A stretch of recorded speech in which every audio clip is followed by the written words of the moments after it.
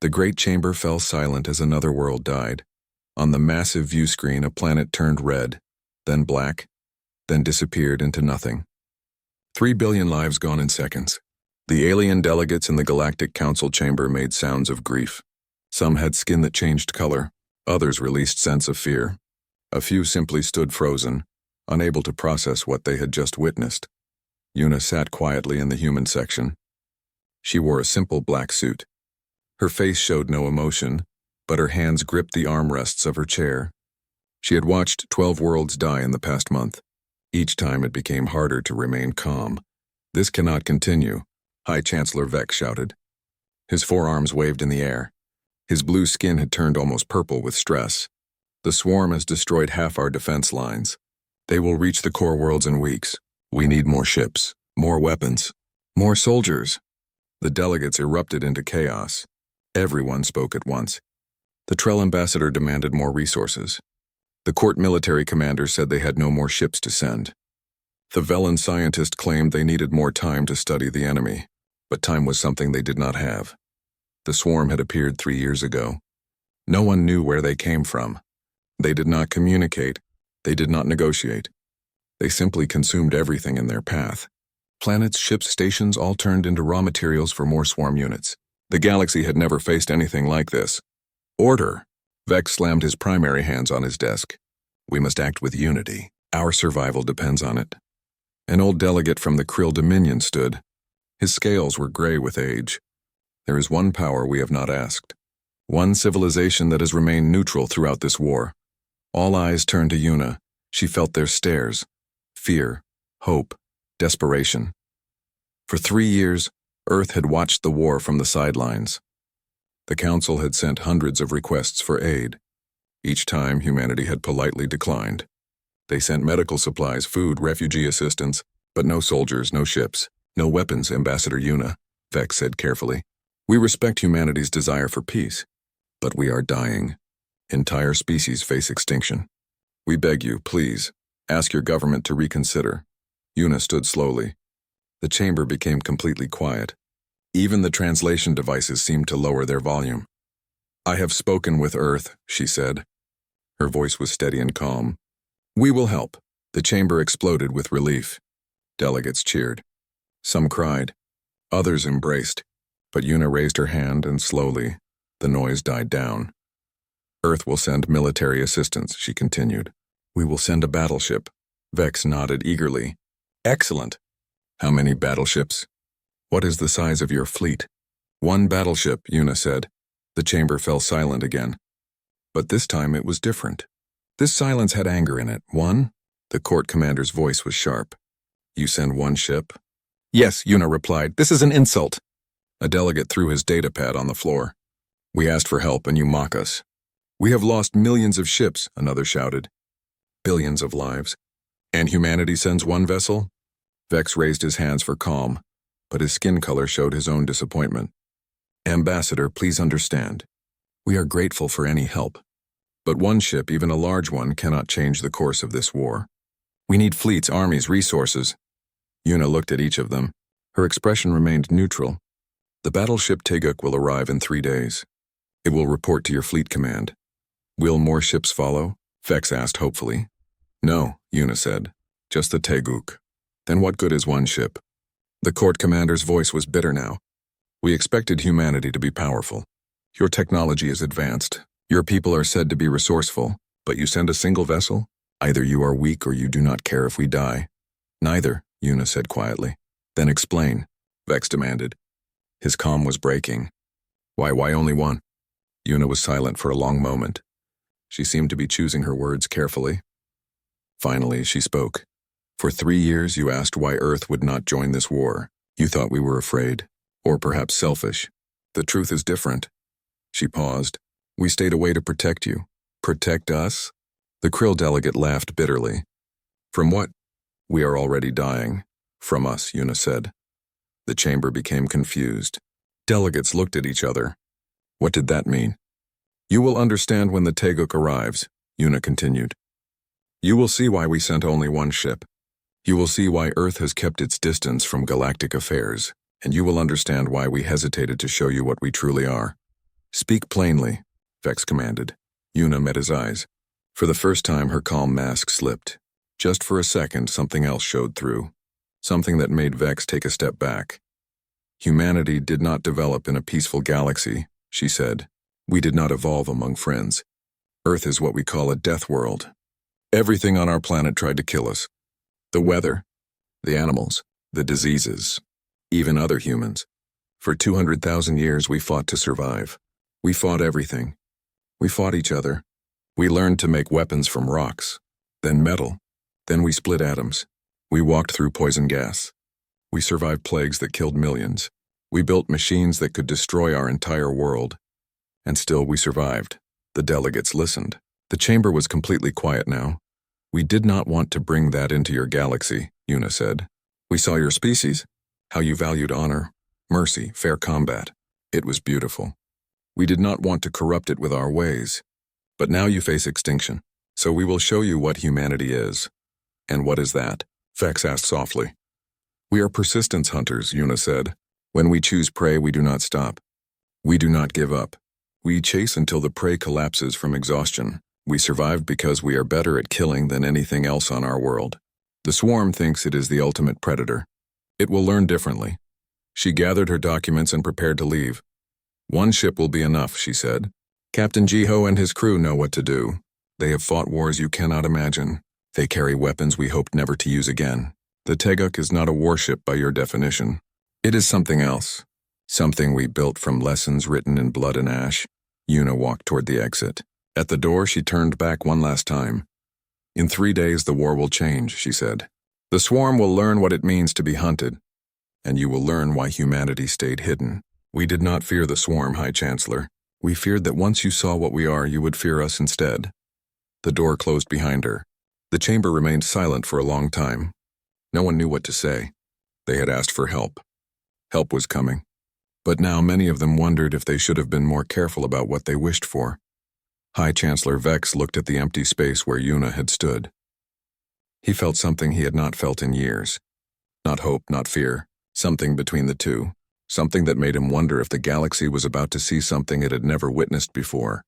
The swarm had made the galaxy bleed.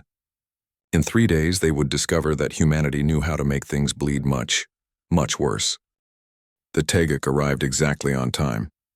Fleet Admiral Crick stood on the bridge of his flagship, the Eternal Dawn, and watched the human vessel emerge from faster-than-light travel. He had expected something impressive, something massive, something that would justify Ambassador Yuna's confidence. What he saw disappointed him greatly. The Teguk was small. Compared to the massive dreadnoughts of the Galactic Fleet, it looked like a toy. Its hull was dark gray, almost black. The design was strange, with sharp angles and flat surfaces. No elegant curves. No decorative elements. It looked, Crix thought with disgust, like a box with engines. That is their great battleship? His second officer's voice was full of disbelief. Apparently, Crix replied. He felt anger rising in his chest. Earth had sent this? This tiny ugly ship?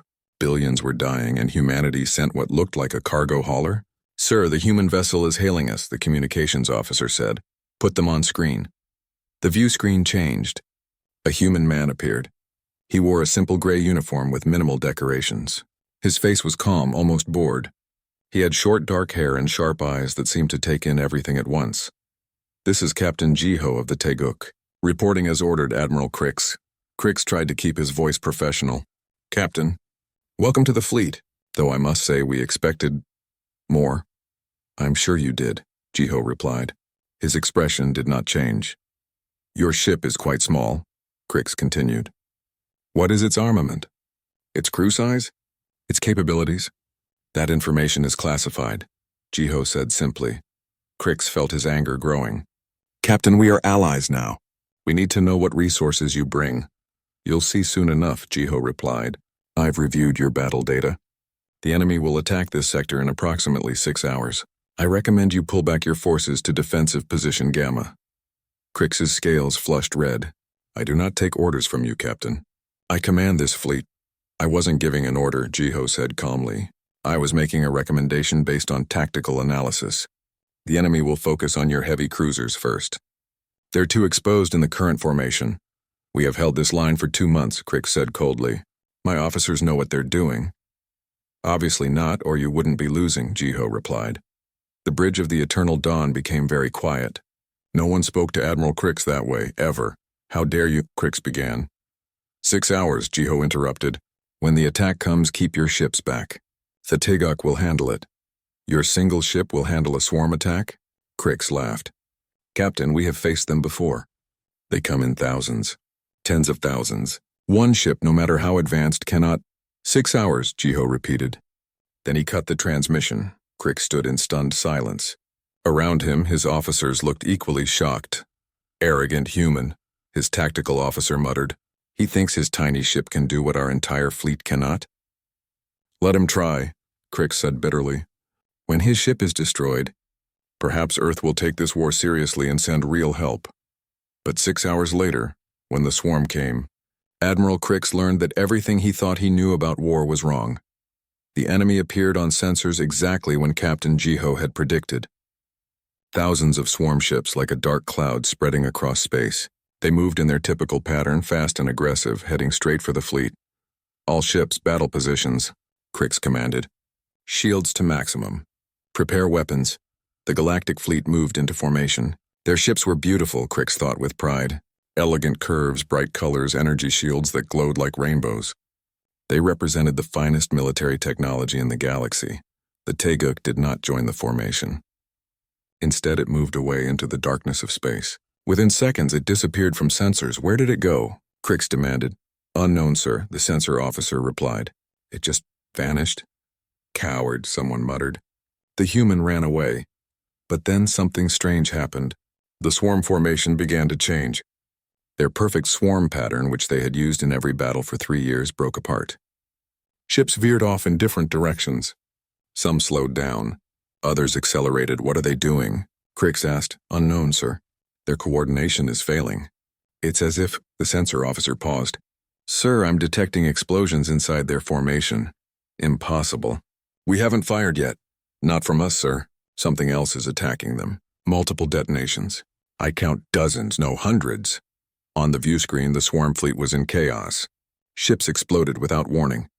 Others collided with each other. The perfect swarm had become a confused mass. What weapon is doing this? Crix asked. A new voice spoke from the communication system. It was Captain Jiho, mines, he said simply. We deployed them 3 hours ago, small, difficult to detect.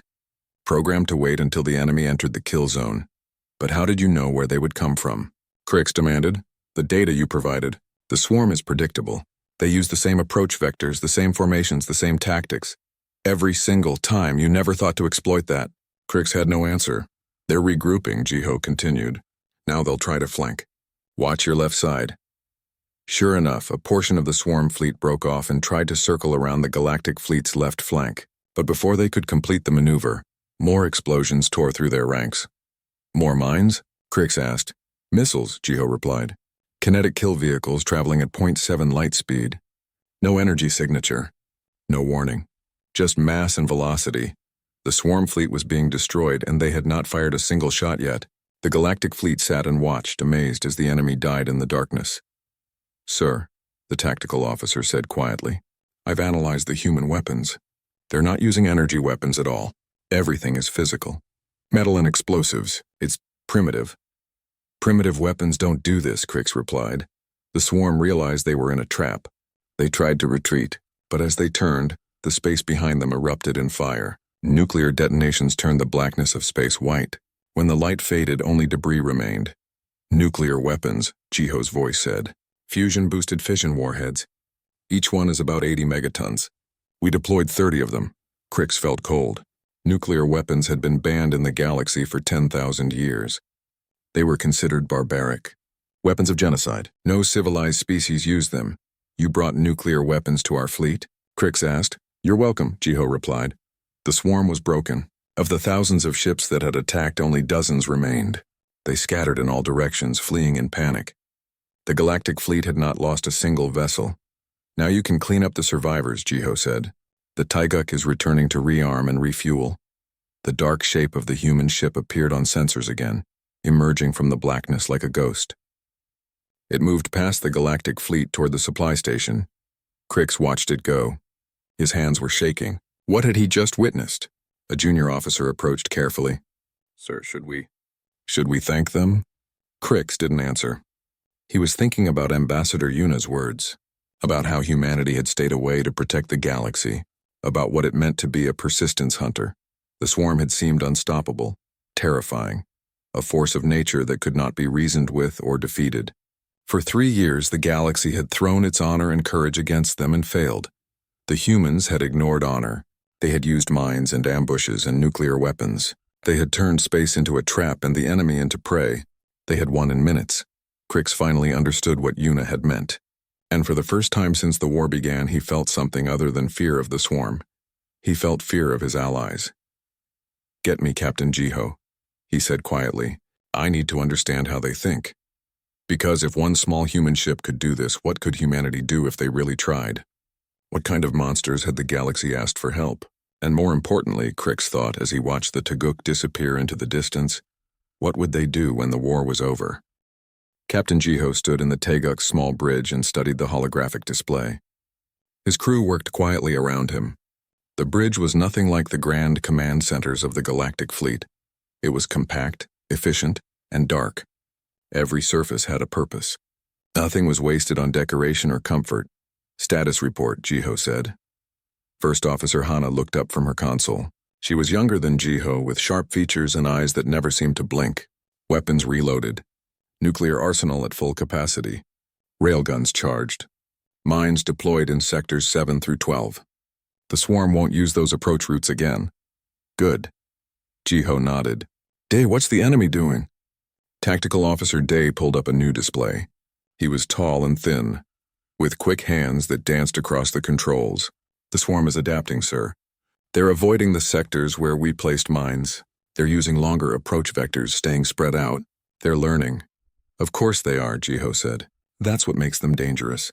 But we adapt faster. Show me their command structure." Day frowned. "Sir, the swarm doesn't have a command structure. Not like we understand it. They're a hive mind. No generals, no officers. Just the collective intelligence. Everything has a command structure," Jiho replied. "Even a hive mind needs coordination."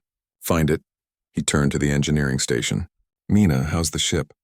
Chief Engineer Mina was older than the others, with gray streaks in her hair and hands covered in calluses. She had been working with machines since before Jiho was born. "The reactor is running hot. We're pushing it hard, but it'll hold. I've made some modifications to the engines. We can do a short-range jump now, even in a gravity well." "That will be useful," Jiho said. He appreciated Mina's work. She understood that in war the difference between life and death was often a matter of seconds and improvisation.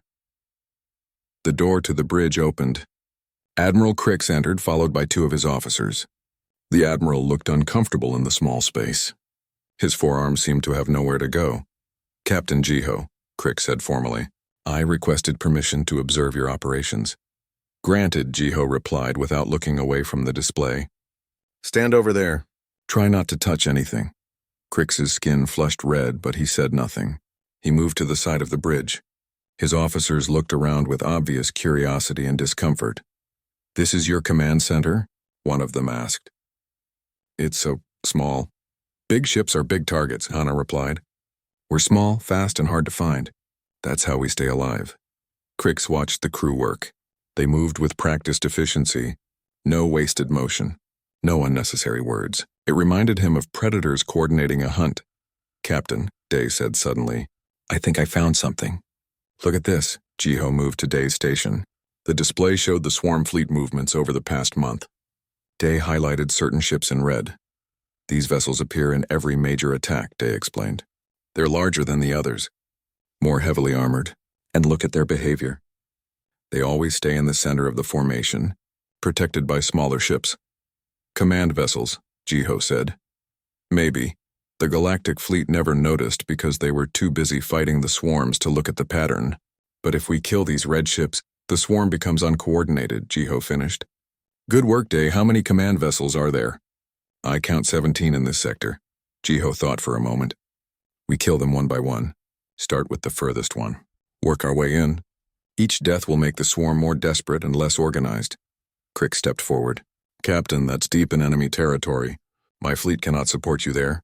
I know, Jiho replied. We'll go alone. That's suicide. No, Admiral. That's hunting. Jiho turned to his crew. Hana, plot a jump to the location of Command Vessel 17. D, prepare the railguns. Mina, I need the engines ready for multiple short jumps. We're going to hit and run.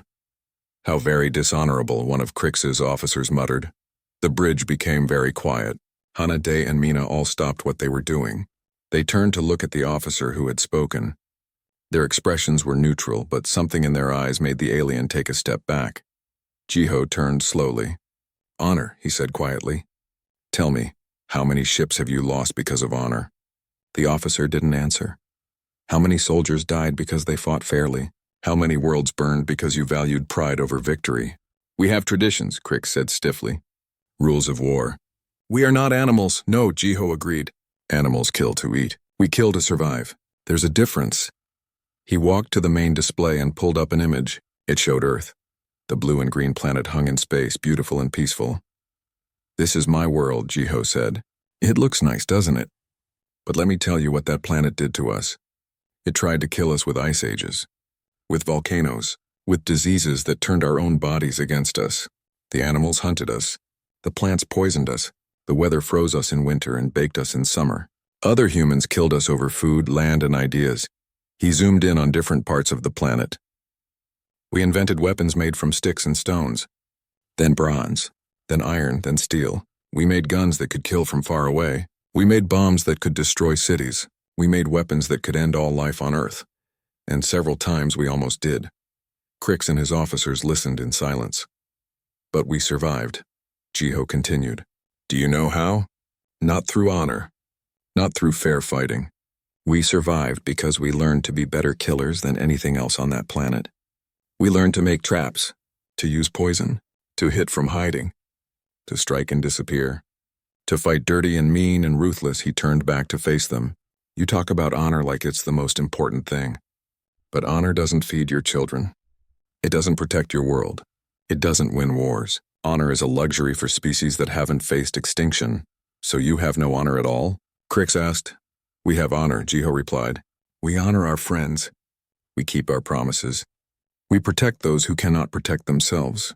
But we do not extend honor to enemies who want to exterminate us. The swarm doesn't understand mercy or fair play. It only understands death.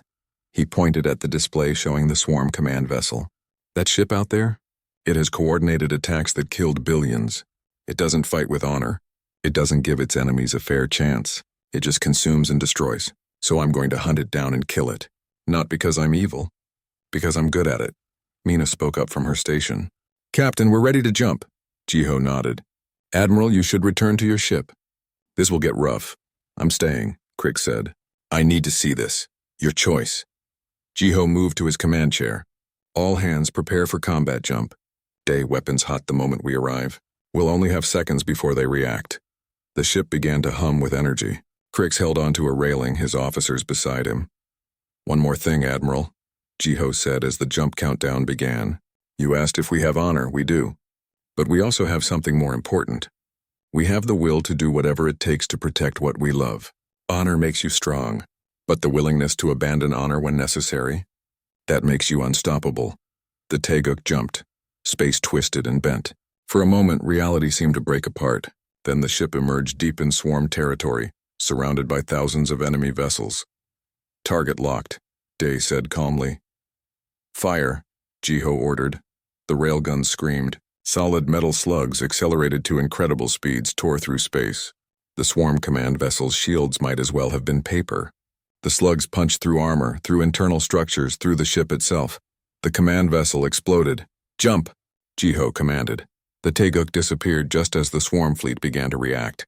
They emerged back near the Galactic fleet, safe and untouched. The entire attack had taken 12 seconds. Crix stood frozen, his heart's pounding. He had just witnessed a level of precision and ruthlessness he had never imagined possible. 16 more to go, Jiho said calmly. Hana, plot the next target. Crix finally understood what Ambassador Yuna had meant. The galaxy had asked for help. Help had come. But it came in a form they had never expected. Not heroes, not saviors, hunters. Ambassador Yuna arrived on the Eternal Dawn 3 days later. The war had changed dramatically in those 3 days. The Teguk had destroyed 8 swarm command vessels. The enemy was in chaos, their attacks uncoordinated and weak. The Galactic fleet had gone from desperate defense to steady advance. But Una saw the fear in the eyes of every alien she passed. Admiral Crix met her in his private office. The room was elegant with soft lighting and comfortable furniture. Everything a proper commander's office should be. It felt wrong to Una after seeing the Teguk's stark efficiency. "Ambassador," Crix said. He looked tired. His skin had lost its vibrant blue color. "Thank you for coming." "You asked to speak privately," Una replied. She sat down across from him. "What troubles you, Admiral?" "The war goes well." "That's exactly what troubles me." Crix poured 2 drinks from a crystal decanter. "In 3 days, 1 human ship has accomplished what our entire fleet could not in 3 years. We should be celebrating. Instead, my officers are afraid." "Afraid of the swarm?" "Afraid of you." Crix pushed a drink toward her. "Afraid of Captain Jiho and his crew. Afraid of what humanity represents." Una sipped the drink. It was sweet, with a slight burn. "We warned you." "You did," Crix admitted. "But I didn't understand." "Not really. Not until I watched the Teguk hunt." He looked at his own drink but didn't touch it. "Tell me, Ambassador, why did humanity really stay out of galactic affairs?" "I told the Council." "Tell me the truth," Crix interrupted. "Not the diplomatic answer. The real reason." Una was quiet for a long moment. Then she nodded. "Very well. The truth. We stayed away because we looked at your civilization and saw something we lost a long time ago." "What?" "Innocence," Crix frowned. "We are not children. We have wars. We have conflicts. You have disagreements," Una corrected. "Territory disputes. Trade conflicts. Political rivalries. You fight with rules. Honor. Mercy. You treat war like a game where everyone understands the rules." She leaned forward. "Humans stopped playing games when we learned to make fire. Every war we fought was total war. Survival or extinction. Winner takes everything. Loser gets nothing." She pulled out a small data device and set it on the table. A hologram appeared above it. Images of Earth's history. Ancient battles with swords and spears. Medieval sieges. World wars with tanks and planes. Cities turned to ash by atomic weapons. "This is what we are," Una said quietly. "For 10,000 years we fought each other. We developed weapons specifically to kill other humans. We studied the psychology of breaking enemy morale. We perfected the art of making our own species afraid. We committed acts of such cruelty that our own historians can barely write about them." Crix stared at the images. "Why are you showing me this?" "Because you need to understand Protocol Darwin. Captain Jiho mentioned that." "What is it?" Una changed the hologram. Now it showed military doctrine documents, battle strategies, psychological warfare techniques. Protocol Darwin is how humanity fights total war. It's named after Charles Darwin, a human scientist who discovered natural selection. Survival of the fittest. Adaptation or death, she stood and began to pace. When humans fight, we don't just attack the enemy's military. We attack their will to fight, their ability to supply their forces, their population's belief in victory. We study them, find their weaknesses, exploit their fears. We adapt faster than they can respond. We become what we need to be to win. "That's monstrous," Crix whispered. "Yes," Una agreed. "It is. That's why we stayed away. Your species fight with honor because you've never faced total extinction. You've never had to choose between your morals and your survival. We did. We chose survival, and it changed us forever." Crix picked up his drink and took a long sip. "The swarm is different from anything we've faced. They don't negotiate, don't surrender. They just consume." "I know," Una said. "That's why we're helping. The swarm is like us. They fight total war. The difference is we've had longer to perfect it." "How much longer?" "The swarm has existed for maybe 10,000 years," Una said. "Humans have been killing each other for 200,000 years. We've had practice." The hologram changed again. This time it showed the Teguk's recent battles. The efficient kills. The cold precision. The complete lack of mercy. "Captain Jiho is one of our best," Una continued. "He's fought in 17 conflicts. Most of them were against other humans. He knows how thinking beings react to fear, how to break their coordination, how to make them doubt themselves. The swarm has a hive mind, but even hive minds can be disrupted. You just have to know where to strike.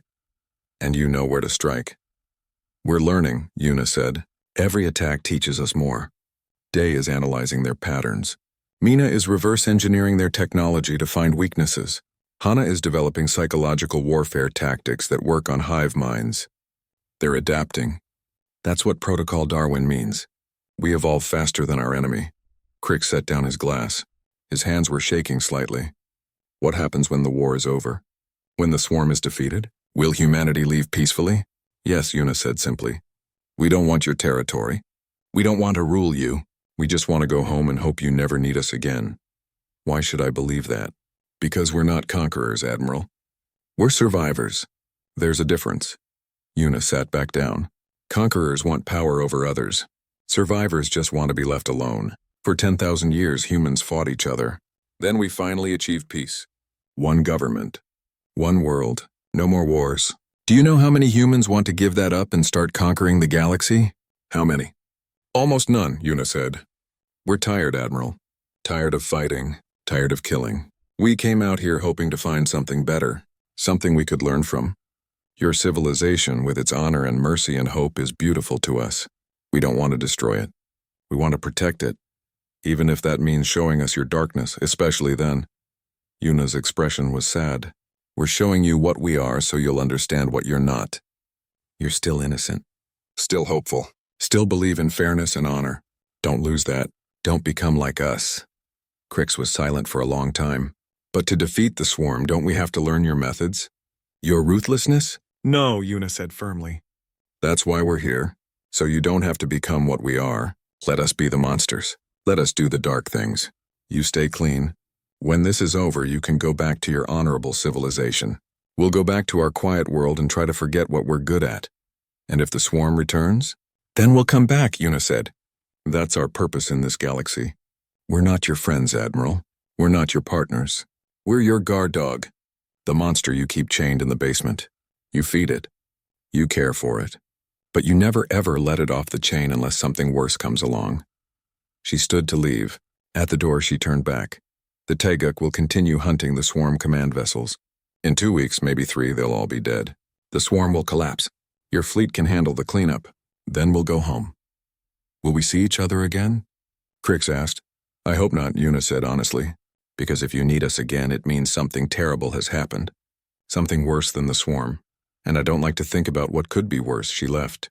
Crix sat alone in his office, staring at the hologram still showing Earth's violent history. He thought about honor. About innocence, about the price of survival. The Galactic Fleet had asked for help. They got it, but now Crix understood that help came in many forms. Sometimes it came as heroes, sometimes as saviors, and sometimes it came as predators who knew how to hunt other predators. He drank the rest of his drink and made a decision. When this war ended, he would recommend that the Council create a memorial, not just for those who died fighting the swarm, but also as a reminder. A reminder that somewhere in the darkness humanity waited, quiet, patient, hoping never to be called again, but ready if they were. 2 weeks later, the last swarm command vessel died. Captain Jiho watched it burn on his view screen. The explosion was silent in the vacuum of space, but somehow it felt loud. Final. Like the closing of a book. Confirm the kill, he said quietly. Day checked his sensors. Confirmed, Captain. All 17 command vessels are destroyed. The swarm is fragmenting. Individual ships are fleeing in all directions. No coordination. No pattern. They're just running. Around the bridge, the crew allowed themselves small smiles. Hana leaned back in her chair. Mina wiped sweat from her forehead. Even Day, who rarely showed emotion, looked relieved. Good work, everyone, Jiho said. Hana, send a message to Admiral Crix. Tell him the swarm command structure is eliminated. His fleet can begin cleanup operations. Sent, Captain. Jiho stood and stretched. His back hurt. He hadn't slept properly in 2 weeks. None of them had. But it was over. The hunt was done, sir, Day said. Admiral Crix is requesting permission to come aboard. He says the Council wants to thank us personally. Permission granted, but tell him to come alone. This ship is too small for delegations. An hour later, Admiral Crix stood on the Teguk's bridge. He looked around at the small dark space, at the crew who had changed the course of the war. They looked tired. Human tired, he realized. Not the tiredness of battle, but the deep exhaustion of people who had done something they didn't want to do but knew was necessary. Captain Jiho, Crick said formally, on behalf of the Galactic Council, I thank you and your crew. You saved us. Just doing our job, Jiho replied. He sounded genuinely indifferent, as if destroying an existential threat was routine work. The Council wishes to honor you. Medals, commendations, a ceremony on the capital world, whatever you want. We want to go home, Hana said from her station. Crix looked at her. You don't want recognition? Recognition for what? Mina asked.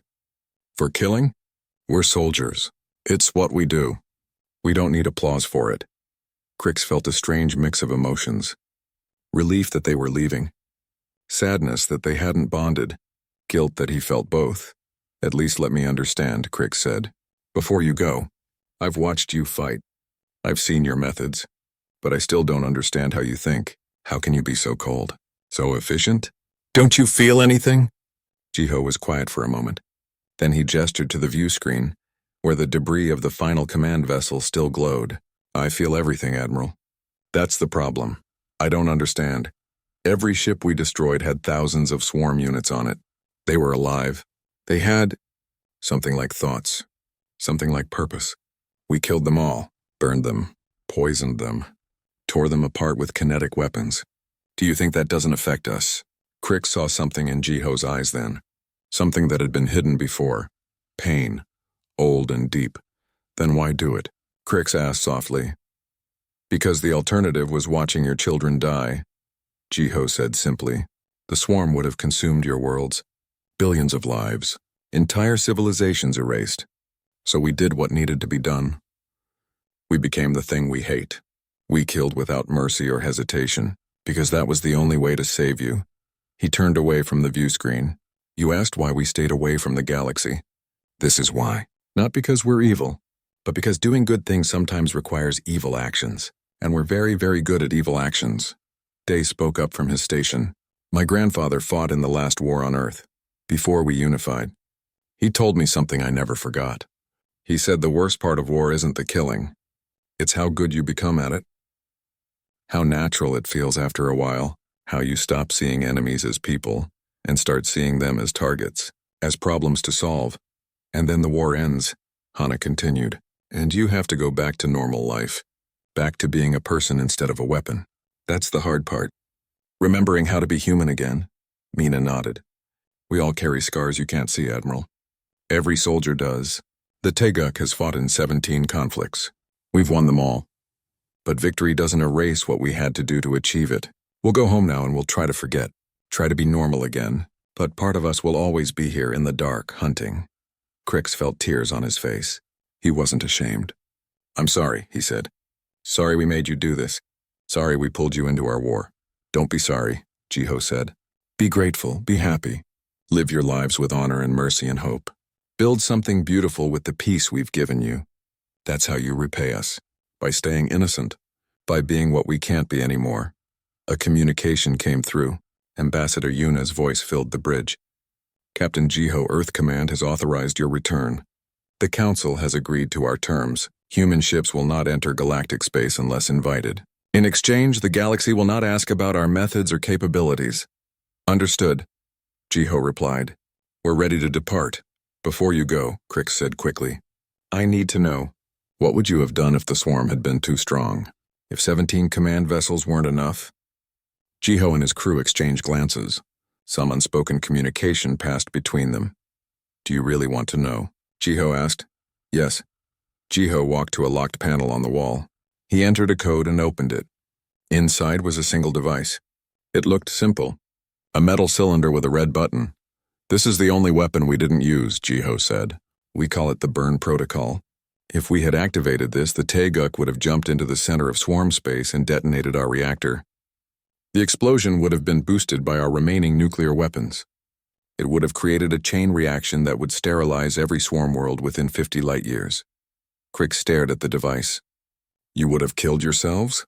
And taken the swarm with us, Hana confirmed. That's what Protocol Darwin really means. We adapt to survive. But if survival isn't possible, we make sure the enemy doesn't survive either. We don't lose ever, even if winning means we die. Jiho closed the panel, but we didn't need it. The swarm wasn't as strong as they seemed. They were just bullies who'd never been punched back. Once we really hurt them, they broke. All bullies do eventually. He extended his hand to Crix, the human gesture of farewell. Crix took it carefully with one of his 4 hands. Go home, Admiral, Jiho said. Rebuild your worlds. Make them beautiful. Tell your children stories about honor and mercy. Don't tell them about us. Don't make them think war is glorious or necessary. Let them grow up innocent. But what if the swarm returns? Crix asked. Or something worse comes. Then call us, Jiho said. We'll be waiting.